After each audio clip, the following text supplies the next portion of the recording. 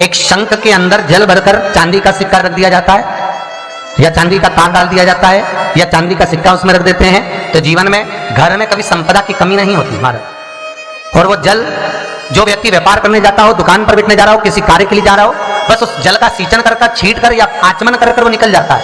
वो चांदी पड़े हुए जल का आचमन कर सींचन कर वो निकल जाता है तो उसका कार्य सिद्ध हो जाता है। अब व्यवहारिक भाषा में अगर हम लोग कहते हैं, कई लोग एक दूसरे से कह देते हैं बताओ उसने उसको साला कह दिया। साला कह दिया मतलब जैसे गाली दी। गाली शब्द संबोधन नहीं है, अर्थात भगवान विष्णु को पांचजन्य शंख का आनंद सुख प्राप्त है। भगवान विष्णु कहते हैं कि मुझे अधिक प्रिय है। क्यों? क्योंकि लक्ष्मी का भ्राता भी है, लक्ष्मी का भाई भी है शंख, तो उसमें मेरी प्रीति है,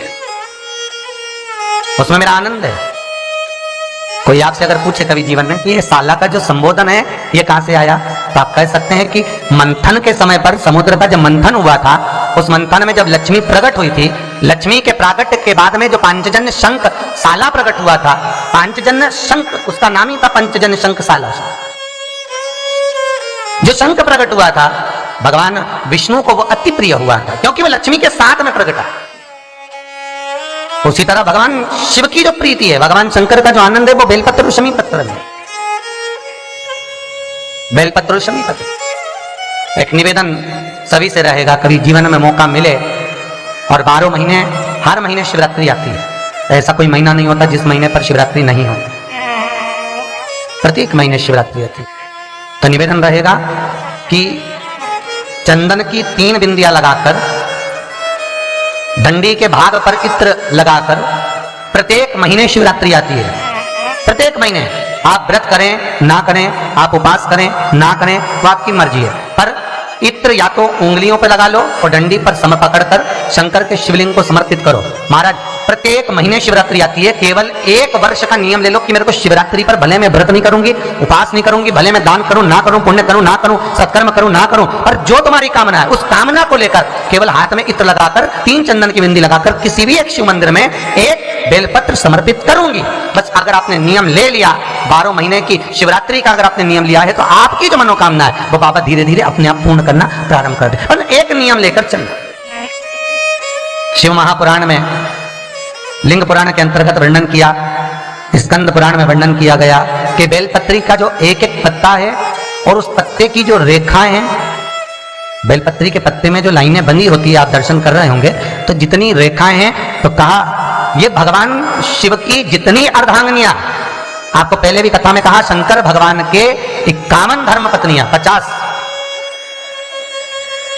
उमा, चंद्रघंटा, कुष्मांडा, कात्यायनी, स्कंदा, ये जितनी पहले हुई और अपने प्राणों को त्यागते त्यागते त्यागते त्यागते फिर पार्वती के रूप में जो प्रकट हुई, तो कहा मध्यस्थ जो बेलपत्र का भाग है, बीच की जो पत्ती है, ये भगवान शंकर की जो धर्म पत्नियां हुई हैं, वह भाग माता स्वयं जगज्जननी जगदम्बा पार्वती उस मध्य भाग में विराजमान होती है, उस बेलपत्री के मध्य भाग।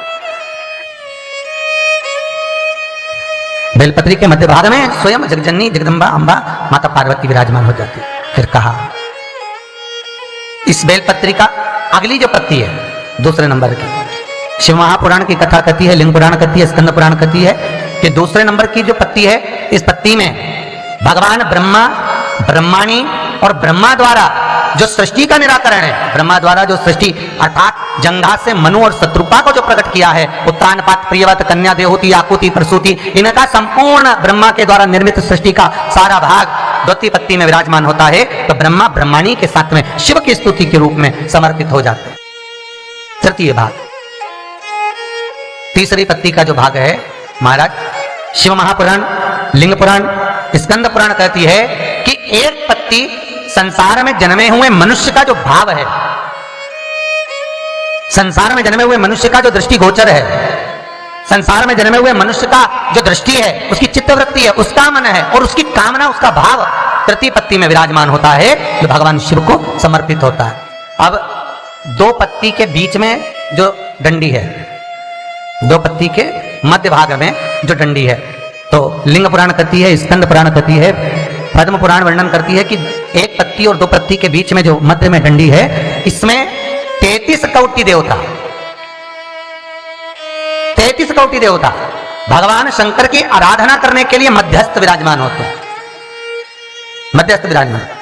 और महाराज दोनों पत्तियों के नीचे की जो भाग दी रहती है ये स्वयं नारायण और लक्ष्मी का प्रतिबिंब भाग रहती है, जो कि इसीलिए हम जब बेलपत्र को समर्पित करते हैं तो मध्यस्थ पकड़कर अर्थात दोनों पत्तियों के बीच का भाग पकड़कर हम इस डंडी के भाग को अपनी ओर रखते हुए समर्पित करते हैं, जिससे लक्ष्मी और 33 कोटि देवताओं का पुण्य हमें समर्पित हो, हमारे पास में प्राप्त हो।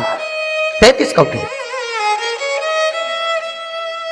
आ जाओ शमी पत्र।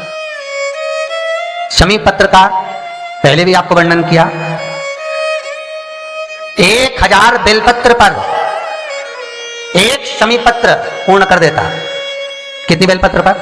1000 बेलपत्र आपने शंकर को चढ़ाई और एक शमी पत्र भगवान शिव को समर्पित करा, भगवान उसको स्वीकार कर लेता है। तो कहा क्यों? तो कहा शमी पत्र के एक एक भाग में, जैसे बेलपत्र मात्र माता पार्वती जी के अश्रु से प्रकट हुआ है, शमी पत्र, शमी का वृक्ष उमा और महेश भगवान शंकर और पार्वती के मिलन से जो नयन बिंदु प्रकट हुआ, उससे ये शमी पत्र प्रकट, शमी का वृक्ष उत्पन्न।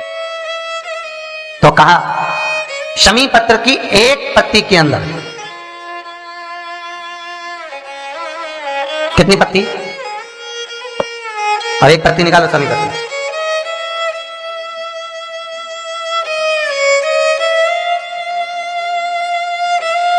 ठीक है, शमी पत्र की एक पत्ती के अंतर्गत सारा ब्रह्मांड, महाराज सारा ब्रह्मांड उस एक पत्ती के अंतर्गत रहता है। धोती पत्री पर संपूर्ण देवलोक का सारा सुख, तृतीय पत्ती पर मृत्यु लोक में जो सौभाग्यवती नारी होती है जिसका सात्वित्व प्रबल हुआ, उस सात्वित्व का भाग पत्ती के एक एक अंश पर शमी पत्र पर समर्पित किया जाता है। महाराज शंकर को जब हम शमी पत्र समर्पित करते हैं, शिव महापुराण की कथा कहती है, अगर मनुष्य की देह धारण करी है और प्रदोष के काल में, प्रदोष के दिन, प्रदोष के समय पर यदि कोई भूल से भी एक शमी पत्र का पत्ता भी शंकर को समर्पित कर देता है, भगवान उमा महेश की कथा कहती है, भगवान शंकर की कथा कहती है कि वो जीव फिर नरक का गामी नहीं होता, वो वैकुंठ का वास कर कर अपने पूर्वजों को पुण्य फल प्रदान करता ही रहे, वो नरक का वासी नहीं हो। स्वयं लक्ष्मी ने भी शंकर जी के शिवलिंग का निर्माण कर कर भगवान विष्णु को प्राप्त कर रहा था। और ध्यान देना, हम शंकर भगवान के शिवलिंग का निर्माण कर कर लक्ष्मी को प्राप्त कर सकते हैं, वैभव को प्राप्त कर सकते हैं, सत्ता को प्राप्त कर सकते हैं। ऐसा कोई सुख नहीं जो मनुष्य प्राप्त ना कर सके, ऐसा कोई सुख नहीं महाराज जो मिले ना। शिव का स्मरण करने वाला कभी डूबा नहीं है, यह पक्का है। थोड़ी व्याधियां जरूर आ जाती है, थोड़ा कष्ट जरूर आता है, शिव परीक्षा जरूर लेता है, पर यह भी पक्का है अगर आपने अपना हाथ शंकर को पकड़ा कर रखा है तो पांव खींचने वाले कितने भी खींचे, पकड़ अगर उसने रखा है तो तुम्हें डूबने तो नहीं देगा। हाँ, जीवन सुख और दुख में चल रहा है, जीवन में थोड़ा सुख और दुख है और निवेदन है। मनुष्य का शरीर मिला है तो डाकघर की नौकरी करो। कौन सी नौकरी? अरे बोलो जम के, मनुष्य का शरीर मिला है तो डाकघर की नौकरी करो, अपन डाकिया बन जाओ।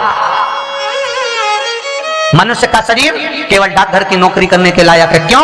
क्योंकि डाकघर वाला जो डाकिया होता है, डाक देने वाला होता है, उसके बैग में शादी की पत्रिका भी रहती है, उसके बैग में शोक पत्रिका भी रहती है, उसके बैग में खुशी की पत्रिका भी रहती है, तो उसके बैग में दुख की पत्रिका भी रहती है, उसके बैग में जन्म की पत्रिका भी रहती है कि किसी का जन्मदिन होने वाला है, उसके बैग में मरण की पत्रिका भी होती है कि कोई मर गया है तो शोक पत्र भी है। डाक देने वाले के बैग में हर तरह की पत्रिका रखी होती है। और ईमानदारी से बोलो, डाक देने वाले को कभी लगता है कि मुझे खुशी होगी, लड्डू मिलेगा, पत्रिका मैंने शादी वाली दी है? नहीं, उसको कभी लगा कि मैंने दुख वाली पत्रिका दी तो मुझे दुख होगा। डाक देने वाले को ना तो सुख से मतलब होता है ना दुख से मतलब होता है, उसे तो केवल पत्रिका देना है। उसी तरह मनुष्य का जो शरीर मिला है, इस शरीर के अंतर्गत सुख की पत्रिका भी है तो दुख की पत्रिका भी है। बस हमें याद रखना है कि हमें डाकघर जैसी नौकरी करना है कि पत्रिका देते जाना है, अपना कर्म करते जाना है और सुख दुख के भान में हमें नहीं पड़ना, हमें नहीं ज्ञात होना, हमें तो नौकरी अच्छी कर बस करे।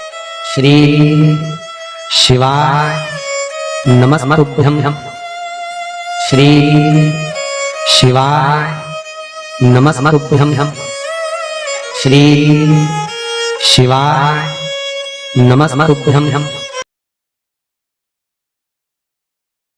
हेलो दोस्तों, श्री शिवाय नमस्तुभ्यं। हमारा वीडियो पसंद आए तो लाइक करें, शेयर करें एंड सब्सक्राइब करें।